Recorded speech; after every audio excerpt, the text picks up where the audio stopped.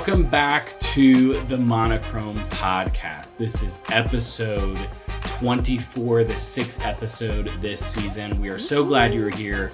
If you are a church creative, production, tech, if you work with or around churches, this is the podcast for you. We're so glad you're here. We are not here with all the answers. I don't know everything. Caitlin doesn't know everything. But we're here to ask questions and to hopefully create some conversation between you and your teams, maybe bring up some new things that you guys haven't thought about, introduce you to some new technology. And so that's really what this is about. We're not here to prescribe for you how to do church. So just to share some thoughts and hopefully some things that help you. I'm here with Caitlin, the SALT director. Say hello, Caitlin. Hey, everyone. Welcome back. Yeah. So excited you're here. And we'd love to ask you to drop us a 5-star review on whatever platform you're watching on. That helps us a ton to get the podcast out to other people, and we greatly appreciate it. So we're going to kick things off, though, with Caitlin. She's got, and this is kind of a new segment. Luke kind of did it last week, but this is the first official hot take on the Monochrome Podcast. And this, personally, I think is a super hot take. So, y'all, listen up. They're changing the alphabet song. This blew my mind when I heard about it, when I heard the actual song. But I'm going to sing it for you real quick. The version that is known and beloved by millennials and Gen Zers everywhere, I think, it goes A, B, C, D, E, F, G, H, I, J, K, L, M, N, O, P, Q, R, S, T, U, V, W, X, Y, and Z. Now I know my ABCs. Next time, won't you sing with me? I can't tell you how nervous I just was. I was going to mess up the alphabet singing that. That's really brave. That's like being asked to pray in youth group. I know, right? That's the alphabet song as we know it. That is like law. That is the American alphabet. Mm-hmm. Now, JT, play for us, if you will, the new alphabet song.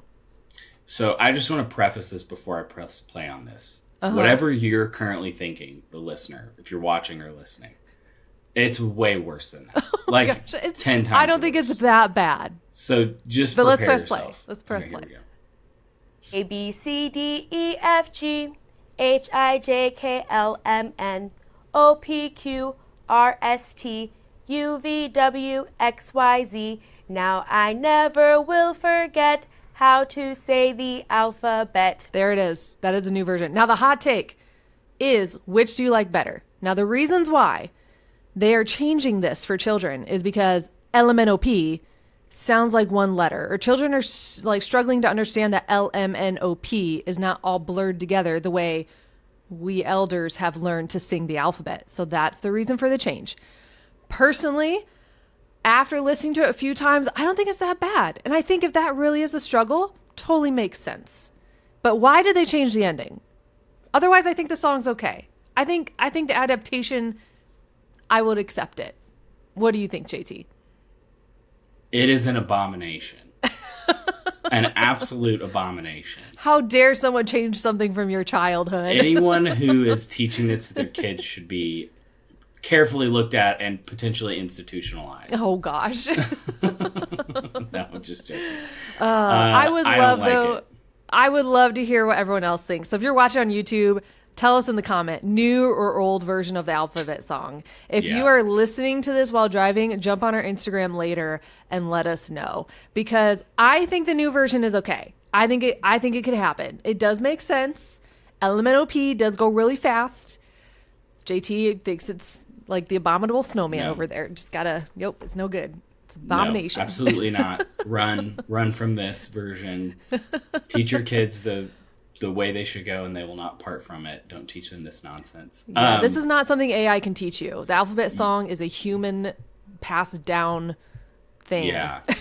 Your kids are gonna get made fun of on the playground for this. Like, it's gonna be bad. Oh, that's terrible. I'll do a poll. If you're not on Instagram, get on Instagram and join our broadcast channel. I'll do a poll in the broadcast channel. We'll get an official head count there. It's more impressive if you can learn this new version, in my opinion. Yeah, honestly, there's no way the hardest I could part. remember that. Oh my gosh. Yeah. Anyway, yeah. So share with us what you think in the comments. You know, am I crazy and too against it? I don't know. We'll see. Maybe I'm that outcast. But yeah, this was not news. I guess maybe it's news to some of you, but it's more the hot take. I just want to know what y'all think. But JT, you have an actual like news story for us to discuss. Yes. Some new technology out there happening. This is something that actually Caleb from Black Bar put me on. Nice. But it's a new AI that just came out recently. Maybe it's been a couple months at this point. It's called Deepseek AI. It is totally free and totally open source, which was kind of the point. ChatGPT was kind of supposed to be that at first, or at least that's kind of the understanding that I think a lot of people had when it first launched. And it's not really sustained that model. It's become more pay to play. But this is supposedly going to remain open format, and it's apparently on par with ChatGPT and Gemini and the other AIs that are out there.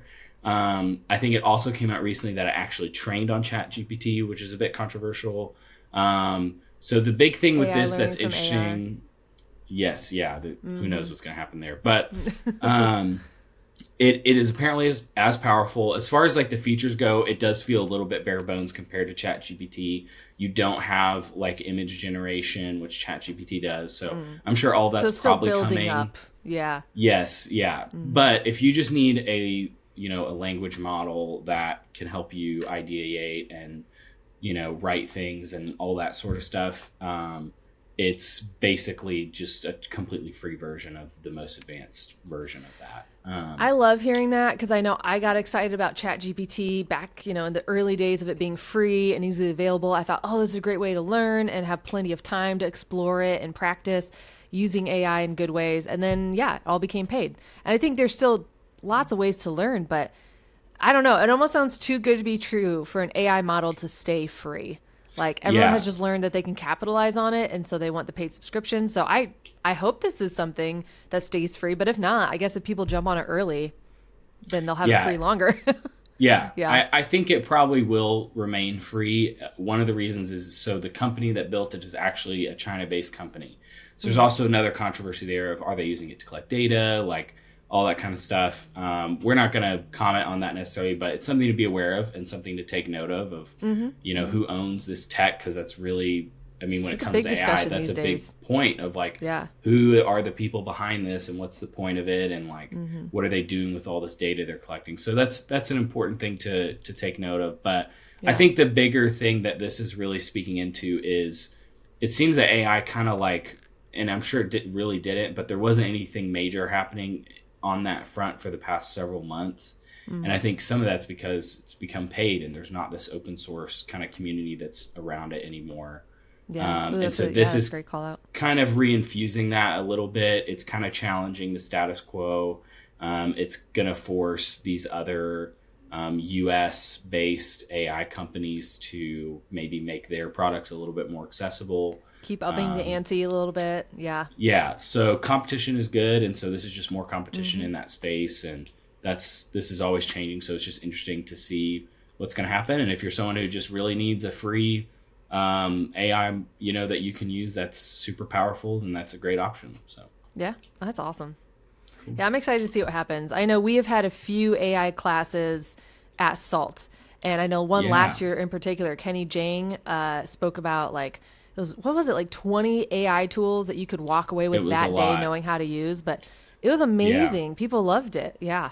Yeah. Someone actually last year said, and I'm quoting this about one of our AA classes, he blew my mind and I'm still recovering. One thing I said after his session, technology has stolen my life for the past 20 years and now it's giving me my life back.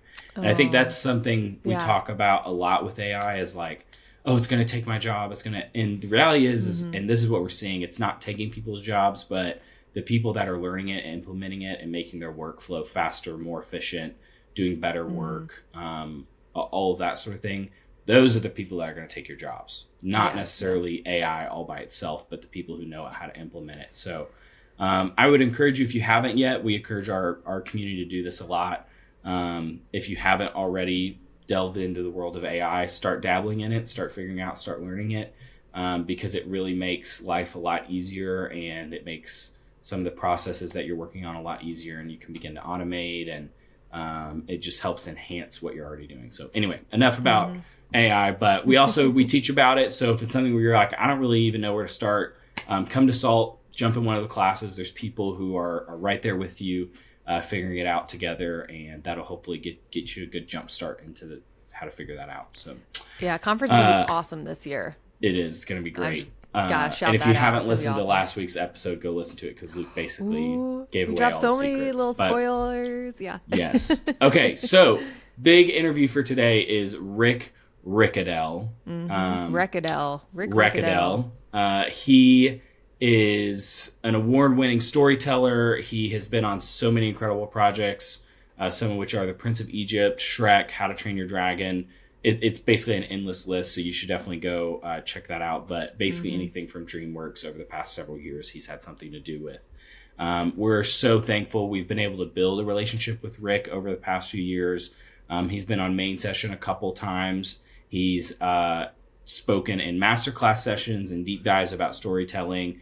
And so we're really excited to have him on the podcast, but we're also excited for you to get to hear a little bit more about what he does and his work kind of post DreamWorks and what he's doing at Belmont University in Nashville, and how he's infusing Christ-centered storytelling and kind of encouraging students to step into that. So we're super excited. You're going to hear at the end of the conversation why he's such a big supporter of our community, and he's poured so much into us and wants you to be able to harness your creativity and storytelling well in your church. So excited for you to listen. It's going to be a great conversation, and we'll see you on the other side. I'm so excited for this conversation because you've been a friend of SALT. You've been a friend of mine for a couple of years, and to sort of hear your story and know that is just so encouraging. And so I am here with Rick Rekedal, formerly of DreamWorks, and now in kind of a new fun season we'll talk about here soon. But you spent decades in Hollywood at DreamWorks. How did that even start? How did that kick off? Yeah, Luke, I look back, and where I am in my life right now, I've been in the kids and family entertainment space for almost 35 years. And, I think back to an undergrad at Biola University in the 1980s, figured out how to graduate with a degree in communications. And then how do you end up, being able to work on and be a part of some of the biggest properties, some of the biggest movie franchises, over the last 25 years. And at every point, God opened doors that I felt like I needed to learn how to say yes. Without exactly knowing what was going to be next. The Lord was really clear to me at one point in my life, I need you to stop trying to figure out, is it door number 2? Is it door number 3? Your little efforts of control, how's that working for you? I need you to say yes to what I'm opening for you and watch me work. And so being way out over my skis is kind of a brand identifier for me. It always puts me in this place of feeling like dealing with the imposter syndrome. I'm not really the one who's supposed to be here serving like this or doing this. And now looking back, it's amazing the path that God's brought us on. You were known in DreamWorks, I know this from conversations we've had, as really the family guy, right? The one that kind of had a great pulse on family and the sort of dynamics of family. How did that affect the role you played at DreamWorks and the opportunities that sort of were presented itself? Yeah, there were a couple of moments where one comment at one point said, well, at least Rekedal is thinking about getting his finger on the pulse of family. Yeah. And what helped me understand our business and how I could help shape some of the projects that we were doing was to remember that while we have the world's best storytellers, and we're getting behind these projects that are becoming, that did become some of the most beloved franchises, the Kung Fu Pandas, How to Train Your Dragons, Trolls, properties like that. But also really thinking about, at the end of the day, there's a 7-year-old in her seat with her mom sitting next to her. There's a 10-year-old, a 12-year-old. There's a family out there. And what are their felt needs? When they're walking into a story, they recognize our brand. They think, oh, I want to see a story from those people. But at the end of the day, they're going to walk away with something that's helped touch their needs. Yeah. Where are families today? That has become probably my strongest business model, and also certainly the way I think about any content that we're bringing forward is that we can be mastering the craft of our storytelling, But unless we know exactly who it's for or have thought about what their felt needs are, we're just going to be hoping that it lands. Yeah. And having a better map of their needs helps make sure that the story we're telling is going to matter to the person we're reaching. I love that. And you've made it personal. You've gone from, hey, I got to imagine in this industry, it's all a number of box office. How many people, right? Sure. It's all big numbers. Yeah. And you've centered it down to the one or the two, and you've made it a persona. You've made it a human that, hey, Lily is who we're reaching, right? Sandra or Mike or John, right? So how do you get people on a team to sort of think at that micro of a level? I think about our church community. I think about the SALT community. I think about, we're in context of, some of us big churches, some of us small churches, but I think what you're encouraging is everybody gets small. How do you get people to think sort of to the one? Are there things you've done, practices, exercises you've said, hey team, I want you to go meet so-and-so? Or what have you done to kind of encourage that? Well, one of the things that your question is helping me to think of is, what is the benefit we're promising? In any storytelling experience, it's actually a relationship exchange. That's why they call it the entertainment business. And it can sound crass to some people to talk about, well, why is this a business? It doesn't have to be a business. I just want to be a storyteller. Yeah. That makes me feel like you're trying to commercialize it. But think past that. In the relationship exchange of a story, if the story I'm telling you is just for you to hear it from me and I'm trying to be clever, or you go, oh, that's a good story for him. Okay, that's good. Let's go get some yogurt. Versus saying, wow, that story landed in the heart of what I'm also dealing with. And if he was thinking about that ahead of time, that makes me feel like he's really got his finger on what I'm thinking about. So I like to say that the best stories, the most effective stories, aren't just stories I like. They're stories that are like me. There's 100 stories I'll hear all day long or throughout a week, or all the content that's coming into my world or through my phone. If I'm a family and the number one thing I'm thinking about every day is the felt needs of my kids, or what parents are really working on in terms of what they're worrying about, where their mind is going all the time. Yeah. If we aren't telling the story that's going to land in the middle of those needs, then they're going to go find the one that does. Yeah. The Surgeon General's report on parenting in the U.S. just came out September 24th. So we're in the middle of October right now. So just a few weeks ago, this is a fresh report. And do you know that the Surgeon General in the U.S. just categorized parenting as a health hazard? So it seems crazy, right? But there's actual stats that they use. There's data criteria that they use to say, hey, if something is this hazardous to your physical health, to your mental health, then we call it a hazard, like smoking or opioids. Oh and my guess gosh, what? and they've added parenting. They to have this. added parenting as a health hazard because it now hits the level of mental anxiety criteria in people. Well, here's the thing about Christian stories, especially. We really want our Christian stories to be tied up nicely in a bow, wrapped up so nice and neat. I had a problem, I prayed for it, God showed up and healed it. There, we're great. Praise God, woo! And that's most Christian movies and that's most Christian songs, and it's way neater than our lives are messy.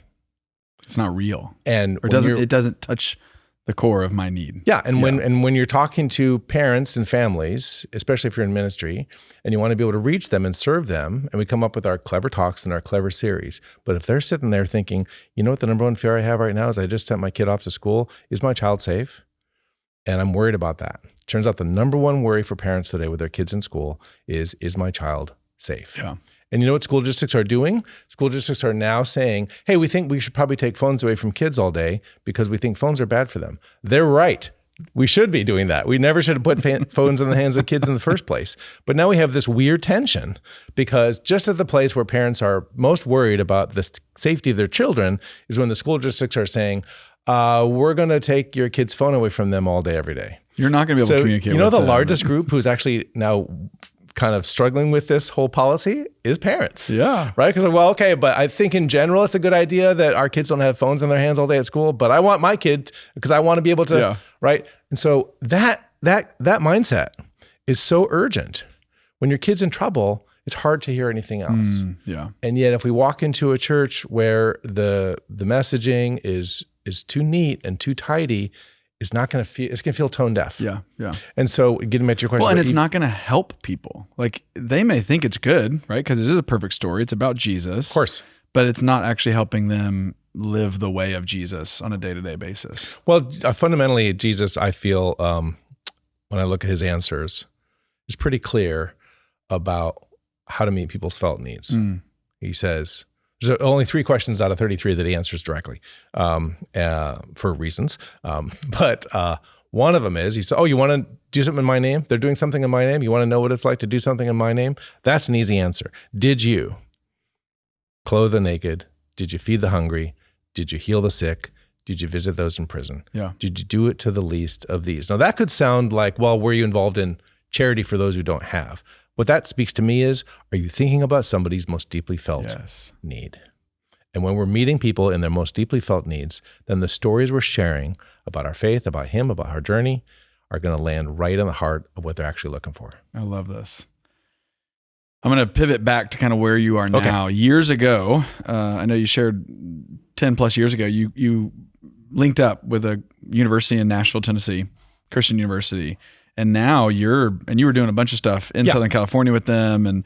But talk a little bit about what you're doing with Belmont University now and this Creative Arts Collective. Because when we talked about this over breakfast, I was like, Rick, this is the theme of SALT 2024. It's very exciting. You know? Yeah. So I'm now serving with Belmont University, a group called the Creative Arts Collective for Christian Life and Faith, creativeartscollective.com. And I have been serving with Belmont University for the past couple of years in a capacity to help the storytelling strategies and to build programs that really help give our voice. Belmont is graduating, let's say about 2,000 students a year into the marketplace, into the world. And those are agents of hope. Yeah. When we're graduating agents of hope into the world who are carrying salt and light and making a difference with Christ-centered attributes of hope, humility, love, and joy, and wisdom, it's an amazing way to see how that impact works. And so we wrote a proposal, Belmont University wrote a proposal to the Lilly Endowment last year for a grant to do a major work at national scale for Christianity and the arts. And they've been so supportive. And so we were awarded this $32 million grant to launch the Creative Arts Collective for Christian Life and Faith. And what we're going to be doing is actually seeking grantees who want to apply for grants with us. So that money is for us to hold in stewardship and re-grant out to artists, nonprofit organizations, networks of artists, and communities who are passionate about creating and curating new works of art in any medium. So yes, art galleries, symphony halls, more kind of traditional art forms for sure, but also new platforms, new media, content where people are discovering it. So we are looking at grants in the areas of animation, grants in the areas of new media, grants in the areas of experiences that help illustrate moments of awe and wonder that inspire you right back to the feet of Jesus and the Christian story. I love it. I mean, it's like the heartbeat of this idea of we're trying to figure out what is the way of Jesus and what is the role of creativity and where does that Venn diagram sort of overlap. And you've found some incredible artists already. We have. That you guys are championing and putting wind into their wings to help them sort of soar a little bit easier, right? Because artists that do this sort of stuff, especially if it's not in the context of a local church, they need support. This isn't something that there's a lot of money being poured into. Right. And you guys are getting a chance to do that. As you've stepped into that role, you've also gotten a chance to help shape the organization's sort of big picture. I don't know if you're willing to go there, but talk a little bit about this recent project that you sort of, it's now public. So, but Christmas at Belmont, talk about that journey and sort of what the vision there was. Well, your content and your story that you're telling is only as effective as the size of the culture you can care for. We talk a lot about culture care and wanting to be able to reach people right in the stories where they're living. And if your reach is local, then of course work on your local communities, and that's where it always starts. Can I reach one other person to help make a difference? At Belmont University, we have this really unique opportunity because of where Belmont is located, a 100-acre campus, 12 colleges all across the university, and just teeming with life and growth, all focused and centered on these powerful Christ-centered attributes that are historically a part of Belmont's identity, but also nestled right in the city of creativity in Nashville, which is also exploding and connected to not just Music City, but now commerce and technology and software. So we saw this amazing intersection in this opportunity. The largest concert that Belmont does every year is the holiday concert, Christmas at Belmont. And it's been going on for decades. Beloved, right? A beloved tradition. Yes. You attended Christmas at Belmont when you were a student there. And also it's been nationally broadcast on PBS about every other year for the past 20 years, and a wonderful partnership with them. This year we have an opportunity to move to a larger streaming platform. And so we've announced that Christmas at Belmont is going to be on Amazon Prime Live this December. And once we go live on December 11th, it's going to stay in Amazon Prime Video all through the holidays. I love it. There's a powerful storytelling opportunity as well, because a lot of people don't know that Belmont's graduates also often go on to be some of the biggest stars, the biggest music stars, and the biggest impact voices in the music business. And so we are headlining our Christmas at Belmont concert with 600 powerful, amazing students who are all part of the Belmont University community, and not just music students, but students from all of the different colleges that are all part of the choirs and the music groups at Belmont. But then above that headline are Cody Fry, Ashley Cook, Dwan Hill, amazing artists who are not just big radio personalities now, or big in TikTok or big in social media and have huge album followings, but also continuing to carry that Belmont brand. So in this process of pitching to Amazon, which I imagine you had to pitch pretty hard, because that's, decades on PBS. Amazon's not going to be like, we've been itching for this. They're probably like, what is this? What surprised you most in that process of pitching to them? Well, that actually was something that, again, God opened those doors through some relationships. We have friends and family. Belmont University, as you can imagine, has friends and family everywhere, in lots of places all over the world, and certainly also at Amazon. So we're very grateful for their support. The big thing for us has been the opportunity also to think about how this affects other opportunities inside the university. Dr. Greg Jones, who's president of Belmont, who's been there now for over 3 years, is bringing this incredible vision of reimagining higher education for the future. That by the time I graduate and really want to go make an impact in the world, my student time hasn't just been theoretical with maybe some internships, but I have been working, I have been learning and doing. So by the time I graduate, I'm already in this space. Yeah. So down the road, we anticipate that a project like Christmas at Belmont, which now is called Christmas at Belmont Live from Nashville, will also include opportunities for the marketing for that project to be done by our marketing students over in the Jack Massey School of Business, for the graphics and advertising to be developed by students out of the Watkins School of Art and Design, so that we have this collaborative opportunity, cross-discipline, cross-colleges, that all boats rise, and we also get that experience together. That's incredible. And to give students that tangible real life work experience, and it be tied to something so big and professional, helps also boast their street cred. But then what a neat story to be able to say, this is done largely by students, right? And shepherded in a way that they get a chance to kind of say they were part of that. The industry term for that kind of content, just say it's kind of funny, is unscripted all family. And so when we say unscripted, it means it wasn't just written like a fictional story. Yeah. And so unscripted can be, like live music shows, or when people are voting for talent, or, even a cooking show is called, unscripted. The idea that we're sitting with real people doing real things, and it feels like connective tissue to the biggest family audience out there. A lot of people say, well, we're trying to reach middle America as if it's a niche. Middle America is America. Yeah. And so we're talking about a platform that helps us reach 200 million subscribers out there, family households who are hungry for the kind of experience that helps them kick off not just the Christmas season, but help remind them what Christmas is all about. I'd be remiss in our time together to not talk a little bit about this theme that we're in this year. The way and the wonderment, and this sort of tagline we've been saying is like, it's time for a curiosity comeback. You have spent decades working with creative teams that I know you've talked about Ryan, who was part of your workshop yesterday, just being one of the creative directors at DreamWorks. You have been around so many incredibly creative people. You've been leading teams of incredibly creative people. I'm just curious, in this idea of curiosity comeback, how do you encourage your team to dream a little bit more, to kind of push that boundary, to maybe kind of be curious? What would you encourage our community to say, hey, here's what increasing curiosity looks like from a leader's perspective? Well, it's a good question about how do we think about helping increase curiosity. And to me, it starts with not bringing you a clever idea, but actually to be in the posture of listening and amplifying what God is already starting to be at work doing. I learned years ago about the importance of play in the life of a child. Mr. Rogers used to say, play is very serious work. Play is the work of a child figuring out how life works and their place in it. It's a powerful opportunity. It's a responsibility to be able to look on the bedroom floor at what's going on in the play patterns of a child and recognize, oh, these are the issues that they're dealing with, and that they're trying to figure out their avenue through those fears or through the insecurities, or understanding the framework of their family, of how life works. And that is the same for us. And so that place of curiosity to me starts with listening to what's already going on in the heart of somebody and not glossing over that, not saying, okay, that's fine, but I have something I want to tell you. Instead, the person who actually has that right to do that the most, of course, is Jesus. Jesus could just walk in a room and say, all right, y'all, listen, I can just finally tell you everything. Tapped heavenly creativity. Right, so I know what I'm going to be doing here. Just listen and we'll be fine, right? And he never does that.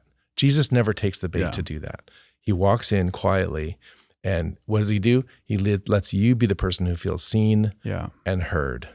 And as soon as he gets who you are and you recognize that he's helping you feel seen and heard, then he has a place to step in. So I guess my words on that would be, take a posture of listening, of stripping away my own clever ideas and wanting to see what's really going on here. And then let's amplify that. Yeah. That's so good. Rick, thank you for being here this week. Thank you for pouring into this community. And I just want to say I'm just encouraged and so just filled up with joy as I hear your story as you're stepping into this new season at Belmont, and you're getting a chance to sort of take all this incredible marketplace knowledge and say, hey, how do we lock that in kingdom gain for sending out, as you kind of said, these hope agents all over the world. So it's exciting to see. Exciting to be a friend. Thanks for being here. Luke, you are one of those agents of hope. And when I walk into the Mission Center at Belmont and your face comes up on the screen as a shining example of what it's like to go out there and make an impact in the world, it's an honor to be a part of SALT. And thanks for having us. Thanks. Awesome. Thank you guys so much for tuning into the podcast today. I hope you got a lot out of the conversation with Rick. We love him. He's great. Yes. And if you want to learn more about him and what he's doing here in Nashville, make sure to go click on the link in the show notes. If you want to learn anything about anything we talked about today, whether it's the hot take or the new AI or anything, we're going to have all that linked in the show notes. Yes, go click that link and learn that new alphabet song. Yeah, don't learn the new alphabet song, but you can show it to your friends and all cringe together. But go. Show notes are a great place to do that. And then obviously if you subscribe and follow the podcast, you'll be able to catch us every single week. Next week, you're not going to want to miss next week. We're bringing in Allie Bryant. She is the Strategic Alignment Executive at Traders Point Church in Indianapolis, Indiana.